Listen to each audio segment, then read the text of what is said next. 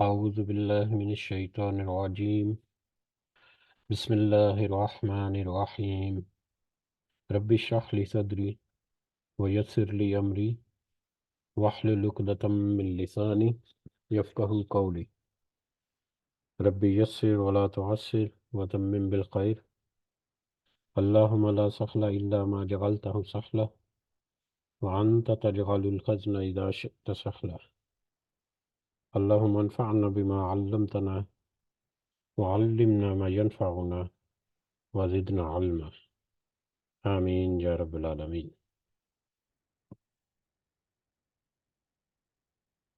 آج ہم انشاءاللہ اللہ کے خاص فضل و کرم سے، اس کی خاص رحمت اور توفیق سے، آج ہم سورۃ الزمر شروع کریں گے انشاءاللہ. سب سے پہلے ہم اسی کی حمد اور اسی کا شکر اور اسی کی تعریف کرتے ہیں جس نے ہمیں یہ وقت اور یہ مہلت عطا فرمائی، جس نے ہمیں یہ سہولیات، یہ ضروریات، بے شمار نعمتیں اور رزق عطا فرمایا، اور خاص کر جس نے ہمارے دلوں میں یہ ڈال دیا کہ ہم اس بابرکت کلام کو سمجھنے کی کوشش کریں. اللہ تعالیٰ سے دعا ہے کہ اس کوشش میں ہمیں استقامت نصیب فرمائے. اس کے ذریعے سے اللہ تعالیٰ ہمیں صحیح سمجھ اور صحیح نصیحت ہمارے دلوں میں اتارے، اور اپنی اصلاح کے ساتھ ساتھ اپنے ساتھیوں کی اصلاح کرنے کی توفیق عطا فرمائے، اور دنیا کے ساتھ ساتھ اللہ تعالیٰ آخرت کی کامیابی اور بھلائی اور آخرت کا فلاح جو ہے وہ ہمارے ساتھ ہماری شامل حال رکھے. آمین یا رب العالمین. آج کے سبق تک بڑھنے سے پہلے ہم حسب روایت ہم اپنا پچھلا سبق جو ہے اس کا ترجمہ ایک دفعہ دہراتے ہیں. سورہ صاد کی آخری آیات جو ہیں، آیت نمبر 65 سے لے کر آیت نمبر 88 تک، جس میں اللہ تعالیٰ نے فرمایا آیت نمبر 65 سے انورڈ: کہہ دیجئے کہ میں تو صرف خبردار کرنے والا ہوں، اور بجز اللہ واحد غالب کے اور کوئی عبادت کے لائق نہیں، لائق عبادت نہیں. جو پروردگار ہے آسمانوں کا اور زمین کا اور جو کچھ ان کے درمیان ہے، وہ زبردست اور بڑا بخشنے والا ہے. اب کہہ دیجئے کہ یہ بہت بڑی خبر ہے. یہ قرآن، یہ کتاب جو ہے یہ کہ معمولی نہیں، یہ بہت بڑی خبر ہے جس سے تم بے پرواہ ہو رہے ہو. مجھے ان بلند قدر فرشتوں کی بات چیت کا کوئی علم ہی نہیں جب کہ وہ تکرار کر رہے تھے. میری طرف فقط یہی وحی کی جاتی ہے کہ میں تو صاف صاف آگاہ کر دینے والا ہوں. جبکہ آپ کے رب نے فرشتوں سے ارشاد فرمایا کہ میں مٹی سے انسان کو پیدا کرنے والا ہوں، سو جب میں اسے ٹھیک ٹھاک کر لوں اور اس میں اپنی روح پھونک دوں تو تم سب اس کے سامنے سجدے میں گر پڑنا. چنانچہ تمام فرشتوں نے سجدہ کیا مگر ابلیس نے نہ کیا. اس نے تکبر کیا اور وہ تھا کافروں میں سے. اللہ تعالیٰ نے فرمایا: اے ابلیس، تجھے اسے سجدہ کرنے سے کس چیز نے روکا جسے میں نے اپنے ہاتھوں سے پیدا کیا؟ کیا تو کچھ گمنڈ میں آ گیا ہے یا تو بڑے درجے والوں میں سے ہے؟ اس نے جواب دیا کہ میں اس سے بہتر ہوں جو تو نے مجھے آگ سے بنایا اور اسے مٹی سے بنایا. ارشاد ہوا کہ تو یہاں سے نکل جا، تو مردود ہوا، اور تجھ پر قیامت کے دن تک میری لعنت اور پھٹکار ہے. کہنے لگا: میرے رب، مجھے لوگوں کے اٹھ کھڑے ہونے کے دن تک مہلت دے. اللہ تعالیٰ نے فرمایا: تو مہلت والوں میں سے ہے، متعین وقت کے دن تک. کہنے لگا: پھر تو تیری عزت کی قسم میں ان کو یقیناً بہکا دوں گا، بجز تیرے ان بندوں کے جو چیدہ اور پسندیدہ ہوں. فرمایا: سچ تو یہ ہے اور میں سچ ہی کہا کرتا ہوں کہ تجھ سے اور تیرے ماننے والوں سے میں جہنم کو بھر دوں گا. کہہ دیجئے کہ میں تم سے اس پر کوئی بدلہ نہیں طلب کرتا، اور نہ میں تکلف کرنے والوں میں سے ہوں. یہ تو تمام جہان والوں کے لیے سراسر نصیحت اور عبرت ہے. یقیناً تم اس کی حقیقت کو کچھ ہی وقت کے بعد صحیح طور پر جان لو گے. یہ تھا مفہوم ان آیات کا جو ہم نے اپنے آخری سبق میں دیکھی، اور آخری سبق یا پچھلی سورہ مبارکہ جو ہے سورہ صاد، اس میں ہم نے دیکھا، اور اس سے بھی پچھلی سورہ میں بھی، کہ مشرکین مکہ، مشرکین یا کافرین جو ہے، اور جو موحدین اور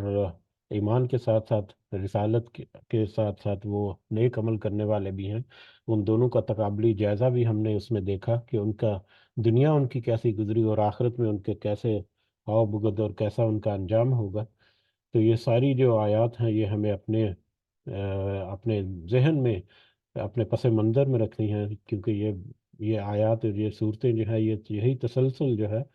وہ آگے بھی چلے گا، اور یہی حالات و واقعات کے تحت اگلی اگلی سورہ مبارکہ جو ہے وہ بھی ہے۔ بہرحال ہم آتے ہیں ہم اپنے آج کے سبق کی طرف۔ آج ہم شروع کرنے جا رہے ہیں سورۃ الزمر۔ سورۃ الزمر یہ ایک مکی سورہ ہے، یعنی مکہ کے دور میں، دور مکہ میں نازل ہوئی۔ قرآن مجید میں جو صورتوں کی ترتیب ہے اس کے اعتبار سے یہ 39 نمبر پر، 39 نمبر پر آتی ہے، جبکہ کرونولوجیکل آرڈر جس ترتیب سے صورتیں نازل ہوئیں اس کے مطابق یہ 59، 59 نمبر پر یہ سورہ مبارکہ آتی ہے۔ اس میں ٹوٹل 75 آیات ہیں، اور 8 رکوع ہیں۔ 8 رکوع اور 75 آیات پر مشتمل سورۃ الزمر، یہ ایک مکی سورہ۔ زمر اسی سورہ مبارکہ کی آیت نمبر 71 اور 73 میں یہ لفظ جو ہے زمر یہ آیا ہے، تو اسی مناسبت سے اس کا نام جو ہے سورہ زمر رکھ دیا گیا۔ اور ہمیں پتہ ہے کہ بڑی صورتیں جو ہیں ان کا نام اس کی صرف پہچان کے لیے ہے، اس کے سارے موضوعات کو احاطہ نہیں کرتی۔ تو زمر کا معنی جو ہے وہ گروہ ہے یا گروپس جو ہیں، اور سائٹ نمبر 71 اور 73 میں، 71 اور 73 میں جب ہم پہنچے گے ہم دیکھیں گے تو وہاں پر خبر دی اللہ تعالیٰ نے کہ مطلب جہنم، اہل جہنم جو ہے وہ جہنم کی طرف گروہ در گروہ یا گروہوں کی شکل میں، گروپس کی شکل میں ان کو دھکیلا جائے گا یا ہانکا جائے گا، اور اسی طرح سے اہل جنت جو ہے ان کو گروہوں کی شکل میں یا گروپس کی شکل میں، مختلف طرح کے گروپس جو ہیں وہ ہو سکتے ہیں، جو بھی اللہ تعالیٰ اس نظام کے تحت وہ کرے گا، گروپس کی شکل میں وہ اہل جنت جو ہے وہ جنت میں داخل کیے جائیں گے۔ تو یہ گروہ جو ہے یا گروپ جو ہے اس کا مطلب ہے۔ اس سورہ مبارکہ کا جو جو نازل ہونے کا پیریڈ جو ہے،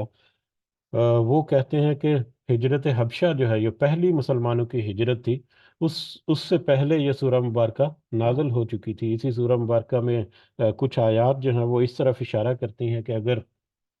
حالات اور ماحول جو ہے وہ مسلمانوں کو ان کی عبادت اور اللہ تعالیٰ کی بندگی اور ان کے دین کے حق میں اس قدر آ جائے کہ ان کا زندگی جو ہے وہ تنگ کر دی جائے، تو ایسی صورت میں دوسری طرف دوسری جگہ کی طرف ہجرت کر کے جانا اپنے ایمان کی حفاظت کرنے کے لیے، اس کا اشارہ یا اس کی طرف ایک رہنمائی ملتی ہے۔ اسی بیس پر علماء جو ہیں ان کا خیال ہے کہ یہ سورہ مبارکہ جو ہے وہ پہلی ہجرت حبشہ جو ہے اس سے پہلے کی ہے۔ اس کا مطلب ہے کہ تقریباً سن 5 نبوی میں ہجرت حبشہ ہوئی تھی، یہ 5 نبوی سے پہلے یہ سورہ مبارکہ جو ہے نازل ہو چکی تھی۔ اور اس زمانے کے اعتبار سے اگر دیکھیں تو اس کے حالات و واقعات جو ہے وہ بھی ہمارے سامنے جو ہے وہ کھل کر آ جاتے ہیں، کہ کس طرح سے دین اسلام جو ہے اس کا پیغام جو ہے وہ کھلے طور پر پہنچایا بھی جا رہا ہے، اور اس کی مخالفت بھی بڑے زور و شور سے ہے، اور مخالفت جو ہے وہ اس قدر بڑھ گئی کہ مسلمان جو ہیں ان کے ساتھ معاشی اور معاشرتی معاملات میں اور دیگر معاملات میں ظلم و ستم جو ہیں وہ ڈھائے جا رہے ہیں، اور اس قدر ظلم و ستم کہ اللہ تعالیٰ نے ان آیات میں، اس سورہ مبارکہ کی کچھ آیات میں یہ اشارہ یا یہ ہدایت جو ہے یا جو اجازت جو ہے وہ بھی مرحمت فرمائی کہ اگر اپنے ایمان کی حفاظت کرنے کے لیے، دین کو بچانے کے لیے مطلب تھوڑا جگہ بدل کر دوسری جگہ پر ہجرت کر لیا جائے تو یہ بھی مطلب ہو سکتا ہے۔ تو بہرحال اس سے ہمیں یہ حالات و واقعات جو ہے یا پس منظر جو ہے وہ بھی ہمیں اندازہ ہوتا ہے کہ کیا حالات تھے اس وقت مسلمانوں کے، اور کیا مشرکین کا رویہ تھا، اور جو شرک کرنے والے تھے یا دوسرے جو لوگ تھے کافر جو تھے، وہ کس طرح سے مسلمانوں کو ٹریٹ کرتے تھے اور کس طرح سے نبی کریم صلی اللہ علیہ وسلم کے پیغام اور اللہ کا جو پیغام اور نصیحت ہے اس کو جٹلاتے تھے اور اپنی منمانی. تو یہ سارے واقعات جو پچھلی صورتوں میں ہم دیکھتے آ رہے ہیں، تقریباً وہی حالات جو ہیں ایک اسی انداز سے تقریباً وہ اس سورہ مبارکہ کے پس منظر میں بھی ہیں. بہرحال اسی کے ساتھ ہم شروع کرتے ہیں آج کا یہ سورہ مبارکہ. اعوذ باللہ من الشیطان الرجیم، بسم اللہ الرحمن الرحیم. تنزیل الکتاب، یہ نازل کردہ ہے کتاب، من اللہ، اللہ کی طرف سے، العزیز الحکیم، جو کہ غالب ہے اور بڑا حکمت والا ہے. یہ کتاب اس اللہ کی طرف سے نازل شدہ ہے یا نازل کردہ ہے جو کہ بڑا غالب، بہت غالب اور بڑا حکمت والا ہے. غالب کہ ہر چیز کے اوپر اس کی قدرت ہے، وہ جب چاہے کسی کی پکڑ کر لے، جب چاہے سختی، جب چاہے عذاب، جب چاہے اس کا غلبہ ہے سب پوری کائنات کے اوپر اور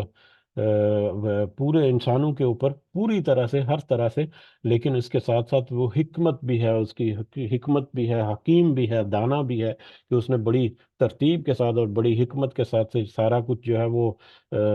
مطلب پلان کر کے پھر اختیار جو ہے وہ انسان کو دیا. اب اس اختیار کے ذریعے سے آزمائش جو ہے انسان کی، یہ اس کی بہت بڑی حکمت ہے کہ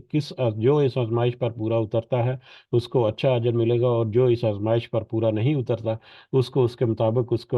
اس کی سزا جو ہے وہ بھی ہوگی. اور اس آزمائش پر پورا اترنے کے لیے، اس کی رہنمائی کرنے کے لیے، گائیڈنس کے لیے پھر یہ قرآن مجید جو ہے وہ بھی اللہ تعالیٰ نے نازل کیا، جس میں ہر طرح کی ہدایت اور ہر طرح کی رہنمائی ہے. اور اس قرآن مجید کو پھر مزید ایکسپلین کرنے کے لیے پچھلی کتابوں کی طرح نبی کریم صلی اللہ علیہ وسلم جو ہیں ان کو مبعوث کیا تھے، جنہوں نے پریکٹیکلی یہ پورے قرآن مجید کی جو ایکسپلینیشن ہے ہر طرح سے وہ ذکر کر دی، بیان کر دی اور پریکٹیکلی بھی کر دی. تو یہ اس غالب اور دانا جو اللہ ہے اس کی طرف سے یہ نازل کرتا ہے، نہ کہ جو مشرقین کا رویہ یا مشرقین کا ایک کہنا کہ یہ معاذ اللہ نبی کریم صلی اللہ علیہ وسلم نے خود اپنی طرف سے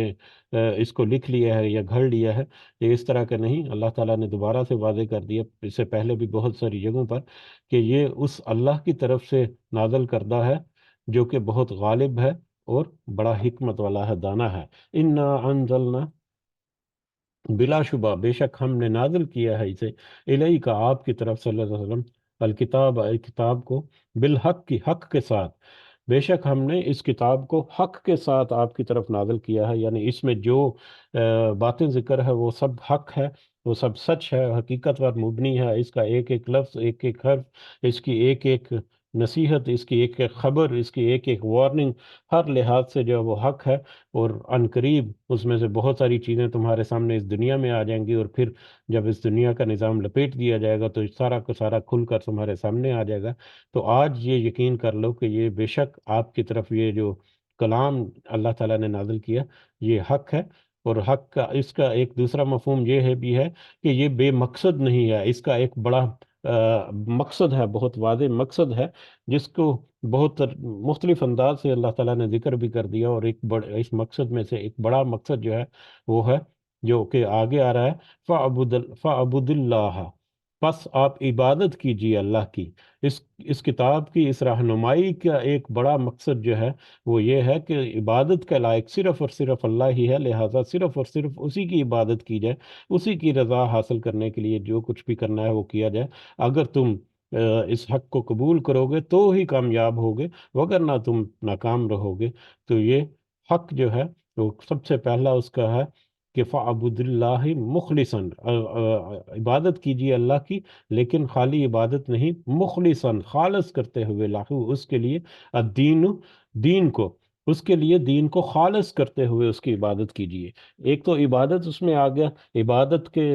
عبادت میں دو چیزیں جو وہ شامل ہوتے ہیں، ایک بندگی، پرستش یا پوجا جو ہے وہ بھی صرف اور صرف اللہ ہی کی طرح کی جائے، اور اسی کے ساتھ عبد جو ہے وہ غلامی کے سینس میں بھی ہے کہ اسی کی اطاعت، اسی کی حکم کی فرما برداری، اسی کے احکامات کے مطابق اپنی زندگی کو ڈھالنا، یہ سارا کچھ بھی ہے. تو اب اسی کی عبادت اور اسی کی بندگی کیجیے، اسی کی بندگی اور اسی کی پیروی اسی کے احکامات کی پیروی کیجیے، اور یہ پیروی سادی سی سمپل سی نہیں ہے، بلکہ مخلص اللہ الدین، کہ خالص کرتے ہوئے اپنے آپ کو اس کے لیے دین کو، دین جو ہے وہ دین عبادت اور بندگی کے ساتھ ساتھ ایک پورا کوڈ آف لائف بھی ہے، پورا کوڈ آف لائف، یعنی پوری زندگی گزارنے کے جتنے طور طریقے ہیں، جتنی ڈیلنگز ہیں آپ کے مذہب کے ساتھ، آپ کے ریلیجیس یا آپ کی اسپریچول جو لائف ہے وہ بھی، اور اپنی دوسری معاشرتی اور معاشی لائف جو ہے وہ بھی، اس کے مختلف پہلو ہم دیکھتے ہیں جب ہم اس کو اگر تفصیل سے دیکھیں تو، بہرحال مختصر اس کو اگر رکھیں تو دین جو ہے وہ پورا کوڈ آف لائف ہے، زندگی گزارنے کے جو طور طریقے ہیں، تو زندگی گزارنے کے طور طریقے جو ہیں، جس میں عبادت بھی شامل ہے اور دوسرے سارے معاملات بھی شامل ہیں، وہ سارے کے سارے بھی اللہ کے لیے خالص کرتے ہوئے آپ اللہ کی عبادت کیجیے اور اللہ کی بندگی کیجیے۔ وہ کس طرح سے اعلیٰ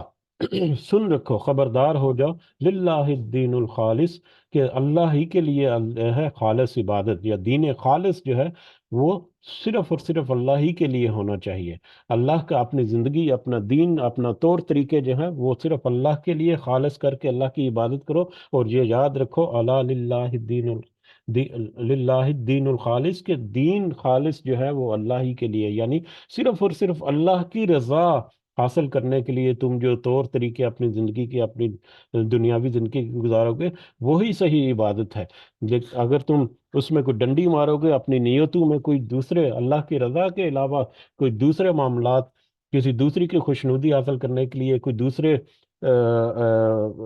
مطلب دنیا کی کچھ چیزیں حاصل کرنے کے لیے اگر کرو گے، تو تم اس سے پھر اللہ کی رضا حاصل نہیں کر پاؤ گے، تم پھر اس کے اجر کے حقدار نہیں ہوگے۔ جیسا کہ ایک روایت میں بھی ہے کہ نبی کریم صلی اللہ علیہ وسلم سے پوچھا گیا، ایک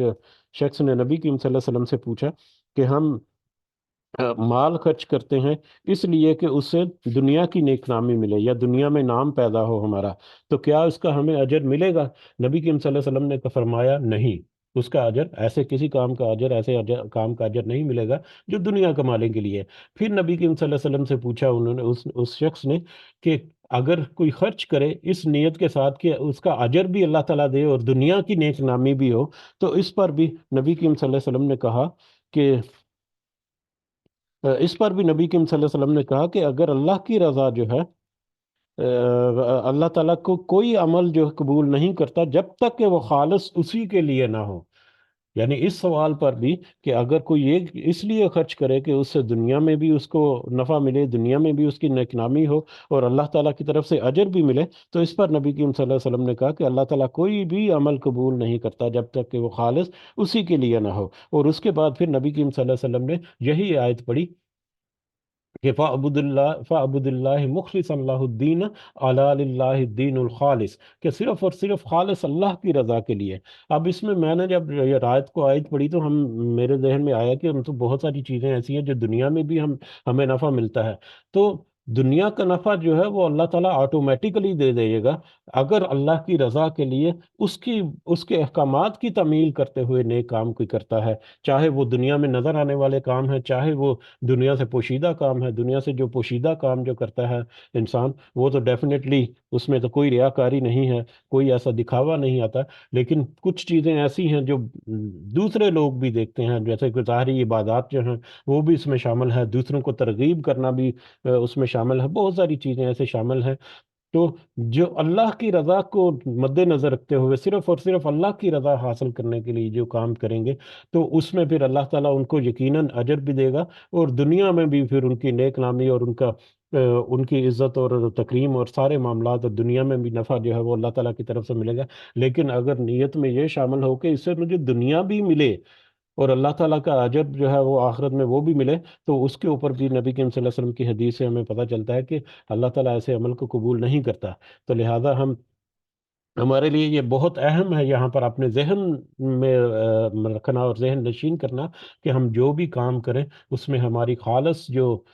نیت ہے وہ اللہ کی رضا اور اس کی خوشنودی اور اس کے احکامات کی پاسداری کرنا، اور پھر اسی سے اس کے اجر کی امید اور توقع رکھنا جائے، یہ ہمارے لیے بہت ضروری ہے۔ تو یہ آپ عبادت کیجیے اللہ کی خالص، اس کے لیے اپنے دین کو خالص کرتے ہوئے، اور یہ یاد رکھیے اللہ خبردار اللہ الدین الخالص کے اللہ کے لیے خالص عبادت یا خالص عبادت جو ہے وہ صرف اور صرف اللہ ہی کے لیے ہے۔ اللہ کی رضا کے بغیر اگر کوئی کام کرے گا تو وہ اللہ کی عبادت یا اللہ کا اس میں مطلب اللہ سے امید رکھنا اسے، وہ پھر بے سود ہوگا۔ والذین اور وہ لوگ اتخذوا من دونہ اولیاء، اب یہ یہاں پر اللہ تعالیٰ کے لیے خالص عبادت بھی اور بندگی بھی اور باقی جتنے کوڈ آف لائف ہے وہ ساری کی ساری صرف اللہ کے لیے خالص کر دینا، یہ دراصل تمہید تھی۔ اس کتاب کا اللہ کی طرف سے نازل کردہ ہونا جو کہ بڑا ہی غالب اور باحکمت ہے، اور جو حق کے ساتھ یہ کتاب آپ کی طرف نازل کی گئی، اور پھر دین کو، عبادت کو، بندگی کو صرف اور صرف اللہ کے لیے خالص کر دینا، یہ شروع کی آیات یہ ہیں۔ یہ ایک تمہید ہے یا ایک ابتدائیہ ہے کس بات کا، جو کہ آگے آ رہی ہے۔ اب مشرکین کا رویہ جو ہے اس کی بنیاد ان کی کریکشن یا ان کو نصیحت دینے کے لیے کرنے کے لیے یہ ایک اس کی کہہ لو کہ ابتدائیہ تھا یہ پچھلی آیات۔ والذین اتخذوا من دونہ اولیاء، اور جن سب نے بنا رکھا ہے اس کے سوا اولیاء، ولی، کارساز، مددگار، اور جن لوگوں نے، جن مشرک اور مطلب کافر لوگوں نے اللہ کے سوا، اس کے سوا یعنی اللہ کے سوا دوسرے ولی جو ہیں، دوسرے کارساز جو ہیں وہ بنا رکھے ہیں، ما نعبدہم، تو نہیں ہم عبادت کرتے ان کی۔ وہ کیا کہتے ہیں اب یہ مشرک جو ہیں، یہ ان کے جو عبادت کرتے تھے بتوں وغیرہ کی یا جتنی بھی دوسری چیزوں کی، تو ان کا ایک خیال یا ان کا ایک عقیدہ یہ بھی کہتا ہے، ایک کہنا، ان کا ایک ماننا یہ بھی تھا اور آج بھی یہ ہے کہ ہم دراصل ان کی عبادت اس لیے کرتے ہیں، یا ہم ان کی عبادت یا ان کی پرستش یا ان سے محبت اس لیے کرتے ہیں کہ وہ اللہ سے ہمارے قرب کا ذریعہ ہیں۔ اللہ تو ہے، اللہ کو پہچانتے ہیں، اللہ کو وہ مانتے بھی ہیں، اور اللہ کی وہ مطلب ساری باتوں کے اوپر وہ اکثر باتوں کے اوپر وہ ایمان بھی رکھتے ہیں، یعنی ان کا عقیدہ بھی ہے دل کے اندر گہرائیوں میں، لیکن وہ دوسری ہستیوں کو اور دوسری مخلوق کو اللہ تعالیٰ کی اس لیے ان کی عبادت کرتے ہیں کہ وہ اللہ تعالیٰ کے قرب کا ذریعہ بنے۔ جب وہ ان سے مطلب دعائیں کریں گے تو وہ اللہ تعالیٰ کے حضور سفارش کریں گے، یا آخرت میں قیامت کے روز وہ ان کی مدد کریں گے۔ تو اس طرح کے ان کے عقائد جو ہیں اس کو یہاں پر اللہ تعالیٰ نے بہت واضح کر دیا کہ اور وہ لوگ جنہوں نے اللہ کے سوا دوسری چیزوں کو اپنا معبود بنا رکھا ہے، اپنا ولی اور کارساز اور مددگار بنا رکھتا ہے، وہ کس لیے کہتے ہیں ما نعبدہم، نہیں، وہ کہتے ہیں کہ نہیں عبادت کرتے ہم ان کی، الا لیقربونا، مگر وہ اس لیے کہ وہ ہمیں قریب کر دیں، اللہ زلفا، اللہ کے بہت قریب۔ ہم ان کی عبادت تو صرف اس لیے کرتے ہیں تاکہ وہ ہمیں اللہ کے قریب کر دیں، تاکہ ان کے ذریعے سے ہم اللہ کا قرب حاصل کریں۔ جبکہ اللہ تعالیٰ کا قرب جو ہے حاصل کرنے کے لیے اللہ تعالیٰ تو خود اپنے ہاتھ جو ہے وہ پھیلائے ہے دن کو بھی اور رات کو بھی، کہ آؤ مغفرت کرو، بخشش طلب کرو، مجھ سے دعائیں کرو، حاجات طلب کرو، میں ہوں دعا سننے والا ہوں۔ مطلب وہ تو ہر وقت ریڈی ہے کہ کوئی تجھ سے دعا کرے اور اس سے بخشش طلب کرے اور وہ اس کو معاف کرے اور اس کی دعاؤں کو قبول کرے اور اس کو عنایت کرے۔ لیکن اس کے باوجود وہ کہتے ہیں کہ نہیں، ہم اللہ کے پاس ڈائریکٹلی اپروچ نہیں کر سکتے، ہم تو انڈائریکٹلی اللہ تک پہنچیں گے۔ تو یہ ان کا عقیدہ جو ہے اس کی طرف یہاں پر اشارہ ملا۔ ان اللہ یحکم بینہم، بے شک اللہ وہ فیصلہ کر دے گا بینہم ان کے درمیان، فی ما ہم فیہ یختلفون، ان باتوں میں جن میں وہ سب اختلاف کرتے ہیں، یعنی اللہ کی یہ نصیحت کہ براہ راست اللہ کی عبادت کی جائے اور صرف اسی کی عبادت کی جائے، اس کے ساتھ کسی کو شریک نہ ٹھہرا دیے، اس کو اللہ کو مانتے ہیں لیکن اس کی اس نصیحت پر عمل کرنے کے لیے تیار نہیں۔ اللہ کی اس نصیحت سے جو اختلاف کرتے ہیں، اللہ کی باقی جتنے احکامات ہیں ان سے جو روگردانی کرتے ہیں، یا اس میں آپس کا اختلاف بھی ہو سکتا ہے، کوئی سورج چاند ستاروں کی پوجا کرتا ہے، کوئی بتوں میں سے بھی مختلف طرح کے بتوں کی اور مختلف طرح کی چیزوں کی پوجا کرتے ہیں، اور سب کے سب جو ہیں ایک ہی طرح کے جو عقائد جو ہے وہ رکھتے ہیں، اللہ کا قرب حاصل کرنا اور اللہ کی طرف تک پہنچنا اور یہ اللہ تعالیٰ سے مدد، یہ ان کے آپس کے اختلاف جو ہے وہ بھی اس کا ہو سکتا ہے، یا دین سے، اللہ کی نصیحت سے، اللہ کے دین سے جو اختلاف کرتے ہیں اس دنیا میں، تو اس اختلاف کی بابت اللہ تعالیٰ جلد ان کے درمیان فیصلہ کر دے گا، جو کہ فیصلہ قیامت کے دن ہوگا، جب ان کے سامنے کھول کر رکھ دیا گا سارا کچھ جو کچھ دنیا میں کرتے رہے۔ ان اللہ لا یہدی من ہوا کاذب کفار، بے شک اللہ وہ ہدایت نہیں دیتا اس کو جو کاذب، جھوٹا اور ناشکرا ہے۔ جھوٹا اور ناشکرا دو اس میں الفاظ ہیں۔ جھوٹا یعنی جس نے جھوٹ منسوب کر دیا اللہ تعالیٰ کی طرف کہ اس کے فرشتے جو ہیں اس کی بیٹیاں ہیں، یا اہل کتاب جو ہیں وہ اسی طرح سے حضرت عیسیٰ کو، حضرت عزیر کو علیہ السلام کو اللہ کا بیٹا گردانتے ہیں، اور مختلف طرح سے اللہ کے ساتھ مختلف شریک ٹھہراتے ہیں۔ یہ سب اپنی طرف سے جھوٹی گڑی ہوئی باتیں ہیں جو اللہ کی طرف منسوب کرتے ہیں، جبکہ اللہ تعالیٰ کی طرف سے کوئی ایسی بات جو ہے وہ ان کو نہیں۔ اور پھر کفار، انکار کرنا، ایک جھوٹ بولنا، دوسرا انکار کرنا۔ انکار کرنا یہ کفران نعمت بھی ہوتا ہے کہ اللہ تعالیٰ نے تو ان کو نعمت دی، مطلب دنیا میں بہت ساری نعمتیں، اور دنیا کی بڑی بڑی نعمتوں میں سے ایک نعمت نصیحت بھی ہے اللہ تعالیٰ کی طرف سے۔ آپ تک کوئی نصیحت پہنچتی ہے تو وہ ایک بہت بڑی نعمت ہے، چاہے چھوٹا سا جملہ ہو، چھوٹا سا کوئی ایسا مطلب بات ہو جو آپ کو پہلے پتا ہے یا نہیں پتا، خاص کر وہ چیزیں یا وہ باتیں جو پہلے نہیں پتا، جو فرسٹ ٹائم پہنچتی ہیں، یا ہو سکتا ہے کبھی سنی ہو، بھول چکے ہوں، یاد دہانی کے لیے فرسٹ ٹائم آپ کے ذہن میں جا کے ٹریگر کرتی ہیں، تو یہ اللہ تعالیٰ کی طرف سے ایک بہت بڑی نعمت ہے جو آپ تک پہنچتی ہے۔ تو اس کا انکار کرنے والے، اور یہ مشرقین کی طرف یہ آیت جو ہے وہ منسوب ہے، تو لہذا اسی کی طرف ہم اشارہ کرتے ہیں۔ لیکن اگر اوپن معنوں میں دیکھا جائے تو بہت اس کا وسعت بھی ملتی ہے کہ جو کفران نعمت کرنے والے اور اللہ کی طرف جو جھوٹ بولنے والے ہیں، جھوٹ منسوب کرنے والے ہیں، اللہ تعالیٰ ان کو ہدایت نہیں دیتا، یا جو کفران نعمت کرتے ہیں اور جھوٹ منسوب کرتے ہیں، در حقیقت وہ اس ہدایت کے حقدار ہی نہیں، یا وہ اس ہدایت کو جھٹلا دیتے ہیں۔ جو ہدایت کو جھٹلاتے ہیں تبھی تو وہ انکار کرتے ہیں اور ناشکری کرتے ہیں۔ لا اراد اللہ، اگر ارادہ ہوتا اللہ کا، اگر اللہ ارادہ کرتا ان یتخذ ولدن کہ اس کا کہ وہ بنائے کوئی اولاد، اگر اللہ کا یہ ارادہ ہوتا کہ اس کی کوئی اولاد ہو یا کہ وہ اولاد بنائے، لستفا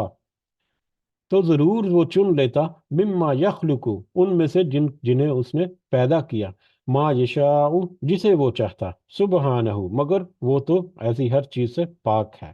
اگر اللہ ارادہ کرتا کسی اولاد کا، اگر اللہ کسی اولاد کا، اپنی اولاد کا ارادہ رکھتا، تو وہ اپنی مخلوقات میں سے کسی کو چن لیتا، لیکن وہ تو اس سے بالکل پاک ہے۔ یہاں پر ان کا ایک جو عقیدہ مشرکین کا، اس کی طرف یہاں پر اشارہ ہے کہ وہ کہتے ہیں کہ فرشتے جو ہیں وہ اللہ تعالیٰ کی بیٹیاں ہیں، اور اس طرح کے بہت سارے معاملات، اور اس طرح سے پچھلی سورہ مبارکہ میں ہم نے دیکھا کہ اس طرح یہ کہہ کر وہ در حقیقت اللہ کے ساتھ جنوں کا یا فرشتوں کا ایک نسبی رشتہ جو ہے وہ بھی قائم کرتے ہیں، جو کہ انتہائی ایک گمراہ کن، ایک بڑا ہی باطل عقیدہ ہے۔ تو اللہ تعالیٰ کا اگر کوئی ایسا ارادہ ہوتا تو وہ جو اپنی مخلوق میں سے چن لیتا، وہ چھپاتا کیونکہ یہ میرا بیٹا ہے، اور یا معاذ اللہ یہ میرا ہے، تم میرے ساتھ اس کی بھی پرستش کرو، اس کی بھی، وہ واضح طور پر ہدایت کر دیتا ہے ایسے، اس کے لیے کیا مشکل تھا؟ لیکن یہ تو اس کا ارادہ ہی نہیں، یہ تو اس کی مشیت یا اس کے پلاننگ ہی نہیں، اور یہ ایسا ہونا بھی نہیں، کیونکہ ہم نے دیکھا کہ ہر چیز جو ہے اس دنیا کی، اس دنیا میں ہر چیز جو ہے وہ جوڑا پیدا کی ما سوائے اللہ کے جو واحد ہے، جو اکیلا ہے۔ تو اللہ جو ہے وہ اکیلا ہی ہے، اگر وہ کسی کو اولاد بناتا بھی تو مخلوق سے ہوتی، اور مخلوق سے اللہ کی اولاد ہونا یہ ممکن ہی نہیں ہے۔ تو اسی آیت کے اس حصے میں اس کی واضح تردید بھی ہے کہ اس کی اولاد اللہ تعالیٰ کی بالکل کوئی اولاد نہیں، اور وہ ہو بھی نہیں سکتی، اور نہ ہی اللہ کا کوئی ایسا ارادہ تھا۔ اگر وہ ایسا ارادہ کرتا تو اس کی مختلف شکلیں ہو سکتی تھیں، لیکن اس کا تو کوئی ایسا ارادہ ہی نہیں تھا۔ سبحانہ وہ تو ایسی کسی ریکوائرمنٹ سے، ایسی کسی ضرورت سے پاک ہے، ایسی کسی مدد سے وہ پاک ہے۔ اس کو کسی ایسی کی چیز کی ضرورت ہی نہیں ہے بالکل سرے سے. هو الواحد القہار، وہ تو اکیلا ہے اور بہت قہار ہے، بہت غلبے والا ہے. وہ اکیلا ہی کافی ہے ہر چیز کو مینج کرنے کے لیے اور ہر چیز کو کنٹرول کرنے کے لیے اور ہر چیز پر غلبہ قائم رکھنے کے لیے. انسان کو تو اس نے، اور اس کے ساتھ جن جن بھی شامل ہیں بہرحال، انسان کو تو اس نے ایک اختیار جو ہے امانت کے طور پر دے دیا. اب اختیار جو دے دیا تو اس کو پھر ایک کھلی چھوٹ بھی دی کہ اس اختیار کو تم سوچ سمجھ کر استعمال کرو. اگر وہ اختیار دے کر بھی اپنے بندے کو ٹائٹ کر کے رکھتا اور مطلب سکویز کر کے رکھتا ایک رستے کی طرف، تو پھر تو اختیار کا بھی فائدہ نہیں تھا. تو اختیار دے کر در حقیقت آزمائش ہے اللہ تعالیٰ کی طرف سے، جو اس بندے کے اوپر یا انسان کے اوپر، بنی نوع انسان کے اوپر ہے. تو لیکن اس کے باوجود وہ پوری طرح سے غالب ہے، پوری طرح سے غلبہ رکھنے والا ہے اس پوری کائنات کے اوپر اور پوری مخلوق کے اوپر اپنی. خلق السماوات والارض بالحق کی، اس نے پیدا کیا آسمانوں اور زمین کو حق کے ساتھ. یہ آسمانوں اور زمین یعنی یہ کائنات جو ہے اس کو بلا جواز یا بغیر کسی مقصد کے نہیں، بلکہ ایک بڑے مقصد کے لیے حق کے ساتھ اللہ تعالیٰ نے یہ تخلیق کیا، پیدا کیا. یکور اللیل، اب یہ اللہ تعالیٰ کی طرف وہ نشانیاں یا اللہ تعالیٰ کی وہ مطلب کام جن کو مشرک بھی انکار نہیں کر سکتے، جن کو مشرک بھی نہیں کہتے کہ یہ اللہ کے علاوہ کوئی کر سکتا ہے، جن کو انہوں نے مشرکین جو ہے انہوں نے ایکنالج کیا. اس سے پہلے بھی بہت ساری آیات میں گزرا ہے. اب ان میں سے کچھ کی طرف اشارہ کر کے اللہ تعالیٰ پھر مشرکین کی طرف یہاں پر آگے خطاب کریں گے. خلق السماوات والارض بالحق کی، اس نے پیدا کیا آسمانوں اور زمین کو یعنی اس کائنات کو حق کے ساتھ. یکور اللیل علی النہاری، وہ لپیٹ دیتا ہے رات کو دن پر. وَيُكَوِّرُ النَّهَارَ عَلَى اللَّيْلِ، اور وہی لپیٹتا ہے دن کو رات پر. رات کو دن پر لپیٹ دیتا ہے اور دن کو رات پر لپیٹ دیتا ہے، یعنی دن اور رات بتدریج ایک دوسرے کے آگے پیچھے آتے جاتے ہیں. یعنی دن اور رات کا نظام، اس کے بارے میں بھی بہت ساری تفصیل پہلے ذکر ہو سکی کہ کس طرح سے دن اور رات کی زندگی اور دن اور رات کا آنا جانا جو ہے وہ ہماری اس دنیا کی یا انسانی زندگی کے لیے کس قدر اہم ہے. وہ وسخر الشمس والقمر، اور اس نے تابع کر رکھا ہے سورج کو اور چاند کو. سورج اور چاند جو ہے وہ بھی اس کے تابع، اس کے حکم کے مطابق اپنے روز کا معمول جو ہے اس کے سارے انجام جو ہیں وہ اس کے سارے کار جو ہیں وہ انجام دے رہے ہیں. تو وہ بھی اللہ کے تابع ہیں سورج اور چاند بھی. کس طرح سے سورج اور چاند جو ہے وہ ایک دوسرے کے ساتھ کوآرڈینیٹ کر کے ایک کمبینیشن کے ساتھ دن اور رات کا نظام اور موسموں کا نظام اور پورے سال اور پوری زندگی کا نظام جو ہے اس میں کس قدر اہمیت کے عمل میں سارا کچھ اس میں آ گیا. کل یجری لاجل مسمى، ہر ایک وہ چل رہا ہے ایک مقرر مدت کے لیے. ہر ایک یہاں پر ہر ایک سورج اور چاند کی طرف بھی اشارہ ہو سکتا ہے، یا کھلے طور پر وہ ساری جتنی مخلوق ہے اللہ تعالیٰ کی طرف سے جتنا یہ نظام ہے، یہ سارے کا سارا نظام جو ہے ایک مقرر مدت تک کے لیے چل رہا ہے. اللہ تعالیٰ نے اس کو پیدا فرما دیا اور پیدا فرمانے کے بعد اس کو ایک ترتیب میں ڈھال کر اس کو چلا دیا. پھر اس کے سارے انتظامات اور جتنی ان کی ریکوائرمنٹس ہیں وہ بھی اللہ تعالیٰ اس کی پوری کر رہا ہے. اور یہ سارا کا سارے نظام جو ہے یہ ایک مقرر مدت تک کے لیے، وہ مدت جو اللہ تعالیٰ نے مقرر کر رکھی ہے اس وقت تک کے لیے یہ چل رہا ہے. اللہ خبردار سن رکھو، هو العزیز الغفار، وہی نہایت غالب اور بخشنے والا ہے. وہ اللہ جو اس پوری کائنات کا خالق ہے، جو دن اور رات کو آگے پیچھے پھیر پھر کر لے آنے والا ہے، جس کے تابع ہیں سورج اور چاند اور ہر کائنات کی چیز جو ہے، جو کہ ایک مقررہ مدت تک کے لیے چل رہی ہے، اپنی زندگی کو قائم و دائم رکھے ہوئے ہیں. یہ ساری کی ساری چیز جو ہے یہ اس اللہ کے تابع ہے. لہٰذا یہ اپنے ذہن میں یہ اپنا ذہن نشین کر رہو کہ وہی اللہ یہ غالب ہے اور بخشنے والا ہے. وہی اللہ ہے کہ جب چاہے تمہیں پکڑ لے، جب چاہے تمہیں سزا دے دے. لیکن اس کی حکمت ہے کہ اس نے مطلب مہلت دے رکھی ہے کہ اس مہلت سے کوئی فائدہ ہے، اگر کوئی فائدہ اٹھانا چاہتا ہے تو غفار، وہ بخشنے والا بھی ہے. اس مہلت سے فائدہ اٹھاؤ، اللہ کے اس غلبے سے، اللہ کی اس سزا سے اپنے آپ کو بچا لو. یہاں پر غلبہ سزا کی مطلب میں ذکر کر رہا ہوں کہ اللہ کا سزا، اللہ کا عذاب جو ہے اس سے ڈرتے ہوئے اگر تم اللہ سے بخشش طلب کرو گے تو وہ غفار بھی ہے، وہ بخشنے والا بھی ہے اور وہ بخش بھی دے گا. خلقکم من نفس واحدہ، اس نے پیدا کی تمہیں ایک ہی جان سے، یعنی حضرت آدم علیہ السلام سے.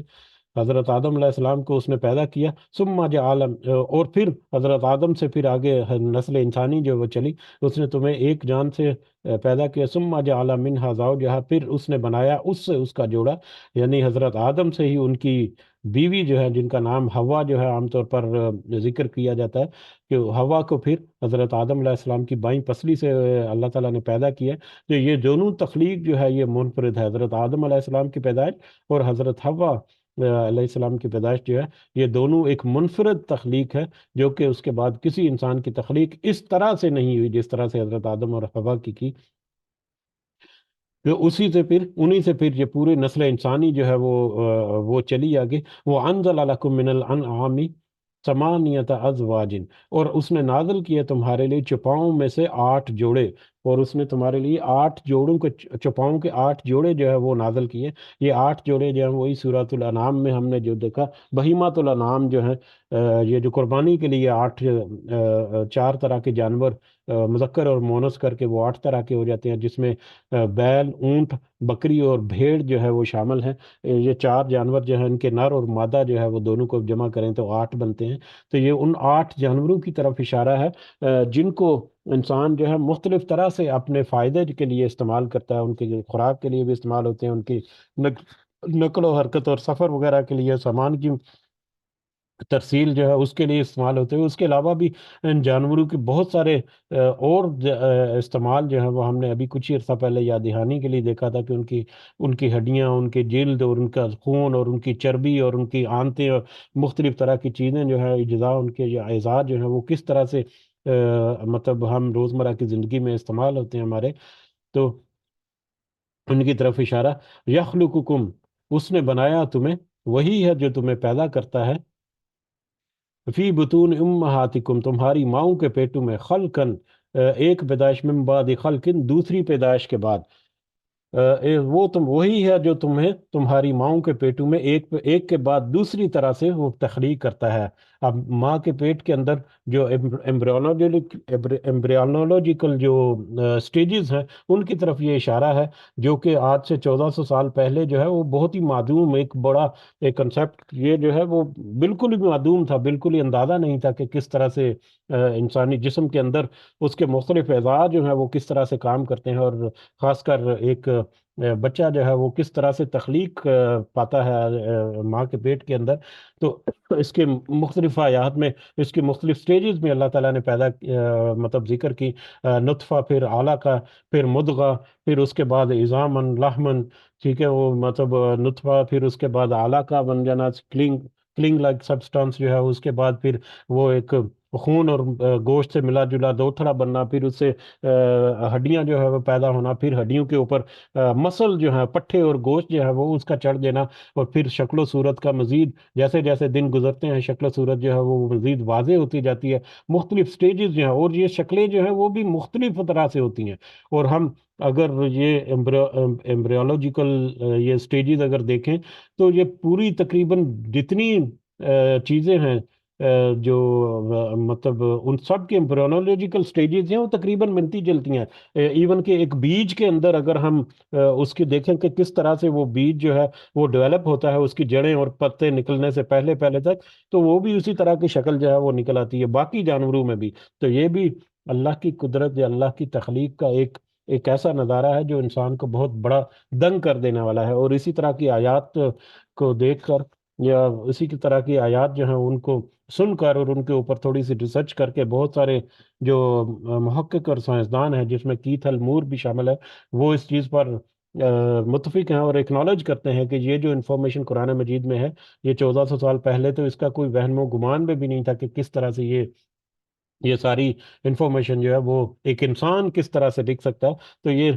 اس کی طرف بھی اشارہ ہے کہ یہ نبی کریم صلی اللہ علیہ وسلم جو ہے ان کی طرف سے اپنا کلام اگر ہوتا تو وہ تو انسان ہے، ان کے پاس تو مطلب وہی مطلب انہوں نے لکھا اور سنایا اور آگے بتایا یا لکھایا جو ان کو اللہ تعالیٰ کی طرف سے وہی ہوئی. تو در حقیقت یہ اللہ کے الفاظ ہیں جو نبی کریم صلی اللہ علیہ وسلم کے ذریعے سے پہنچائے گئے. بہرحال وہی ہے جو پیدا کرتا ہے تمہاری ماؤں کے پیٹوں کے ایک پیدائش کے بعد دوسری، یعنی شکلیں تبدیل کر کر کے اس نے نطفہ سے لے کر ایک بچے کی تخلیق کر کے اس کے پیدا ہونے تک مختلف شکلوں میں اس کو ڈھال کر ایک انسان جو ہے وہ پیدا کر دیا ماں کے پیٹ کے اندر، اور وہ پنپتا ہے فی ظلمات ثلاث، تین اندھیروں میں، وہ ماں کے پیٹ کے اندر تین اندھیروں میں اس کی ساری پرورش ہوتی ہے، تین اندھیرے۔ یہ بھی ایک بہت بڑی ایک سائنٹیفک فیکٹ جو ہے وہ آج ہمارے سامنے ہے، جس کو جو حیران کن ہے ان سائنسدانوں کے لیے جو صحیح معنوں میں اس کے اوپر سوچ و بچار رکھتے ہیں کہ صدیوں پہلے کس طرح سے کہ یہ تین اندھیرے جو ہے، ایک تو مطلب پیٹ کا جو جلد ہے باہر کا وہ ایک طے ہے، بڑی مضبوط لیئر ہے ایک، اس کے بعد پھر یوٹیرس جو ہے، رحم مادر جو ہے، وہ ایک بڑی مضبوط دیوار ایک لیئر ہے، دوسری لیئر، اور تیسری لیئر جو وہ بیلون ٹائپ ایک غبارہ ہوتا ہے جس کے اندر پھر پانی اور پھر بچہ اور باقی جتنا وہ ایک پیدائش کا عمل جو ہوتا ہے وہ ہوتا ہے۔ تو وہ تین سٹیج، تین لیئرز یا تین تہیں جو ہیں، ان کی طرف اشارہ ہے کہ تین اندھیرے یا تین تہیں جو ہے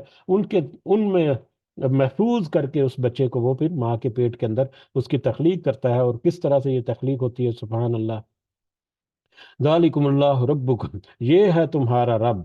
یہ ہے تمہارا رب، یعنی انسان کو اس کی اصل حقیقت، اس کی اپنی اوقات جو ہے وہ بھی اللہ تعالیٰ نے یہاں پر یاد کرا دی، پوری کائنات کی تخلیق جو ہے وہ بھی یاد کرا دی، دن اور رات کا آنا جانا جو ہے اس سے جڑے ہوئے فائدے جو ہیں انسان کے وہ بھی اس کو یاد کرا دیے، پھر جانور جو ہیں، یہ چوپائے جو ہیں جن کو وہ مختلف انداز سے یاد، یہ بھی اس کو یاد کرا دیے، اور یہ ساری ایسی چیزیں ہیں جن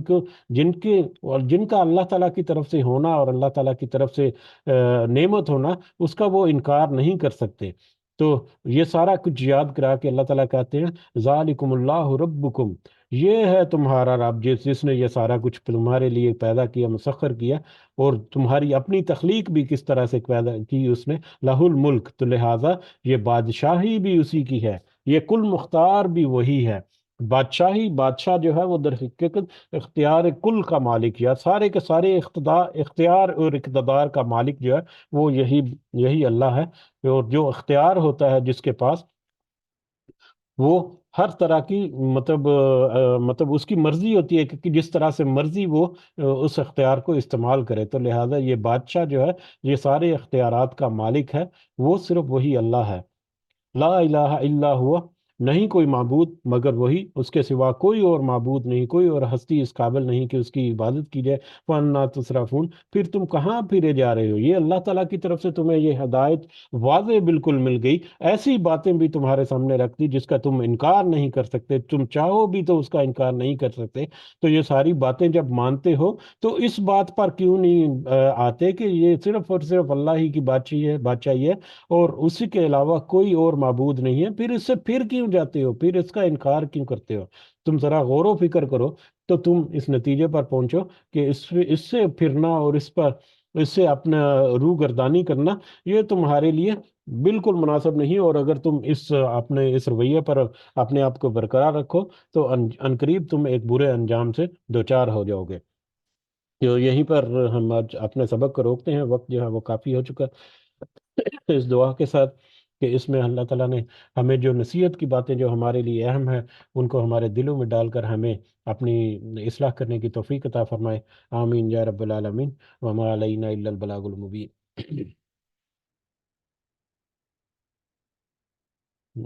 جی اگر کچھ اضافہ آپ کرنا چاہیں تو آپ کر سکتے ہیں، جزاکم اللہ خیرا کثیرا۔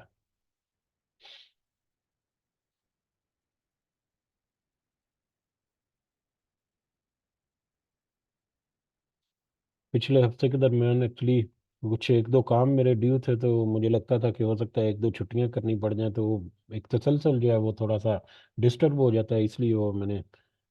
ایک ہفتہ جو ہے وہ ہماری کہہ لیں کہ سردیوں کی چھٹیاں ہوگی بیچ میں، تو انشاءاللہ اللہ تعالیٰ سے دعا ہے کہ اس چھوٹی سی کشتی کو، اس چھوٹے سے قافلے کو اللہ تعالیٰ منزل تک پہنچائیں اس دنیا میں بھی، اور اللہ تعالیٰ سے دعا ہے کہ آخرت میں بھی اللہ تعالیٰ اس قافلے کو ایک دوسرے کے ساتھ جنت میں اعلیٰ مقام جو ہے وہ عطا فرمائے، اور جنت میں ایک دوسرے کا ساتھی بنائے۔ آمین یا رب العالمین۔ ربنا آتنا فی الدنیا حسنہ وفی الآخرۃ حسنہ وقنا عذاب النار۔ ربنا ظلمنا انفسنا وإن لم تغفر لنا وترحمنا لنكونن من الخاسرین۔ رب ارحمهما كما ربياني صغيرا، رب ارحمهما كما ربياني صغيرا۔ رب ارحمهما كما ربياني صغيرا ربنا تقبل منا إنك أنت السميع العليم وتب علينا إنك أنت التواب الرحيم سبحان ربك رب العزة عما يصفون وسلام على المرسلين والحمد لله رب العالمين سبحانك اللهم وبحمدك أشهد أن لا إله إلا أنت أستغفرك وأتوب إليك جزاكم الله خيرا كثيرا السلام علیکم ورحمۃ اللہ وبرکاتہ